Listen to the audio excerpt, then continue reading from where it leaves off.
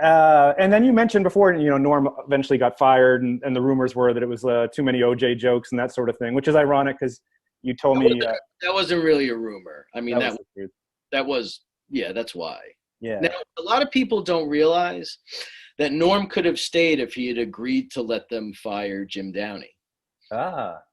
Jim is one of the best writers in the history of the show. He had been head writer for many years, but he could have stayed if he had agreed to fire Downey. And people ask me, well, why didn't? And he never. And I'll tell you another thing. You talk about Norm. From what I know, I don't know anybody. I mean, I was in touch with Norm, but I hadn't seen him in a while when he, when I heard he passed away. I certainly didn't know he was sick.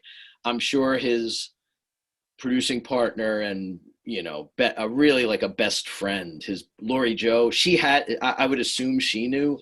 I don't know if he told his family. Norm never told Jim directly that he could have stayed at SNL if he fired him, but wow. Jim heard it from other people, not just me. It wasn't even a thought that he was like, oh, they said I could keep doing it without Downey, but I'm not doing that. Yeah. It wasn't even a discussion. I don't know if that answered, I don't even remember the question. No, we were talking about OJ, and actually it reminded me. OJ. Oh, yes. Look, it was Don Ohlmeyer's friend, and we just kept hammering him, right?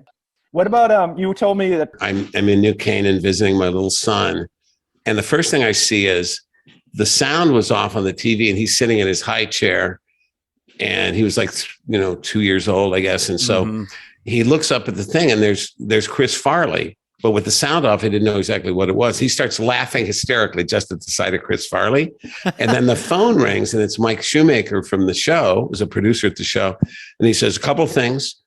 Chris Farley's dead, and you and Norm were fired. Wow. And so apparently, and later, guess what? It was like 3 years later, Norm told me, and he had never said this to me, because if our positions were reversed, I would have said it right away.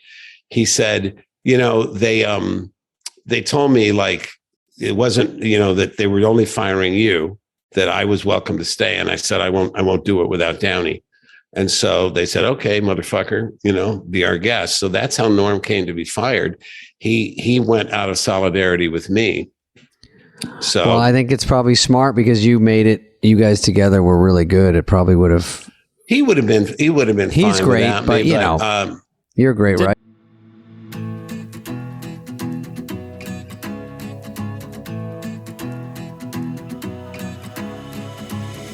I've been searching for what's missing, but the answer.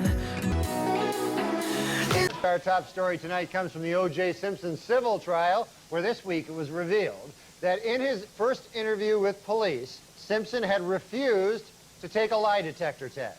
His reason? It detects lies.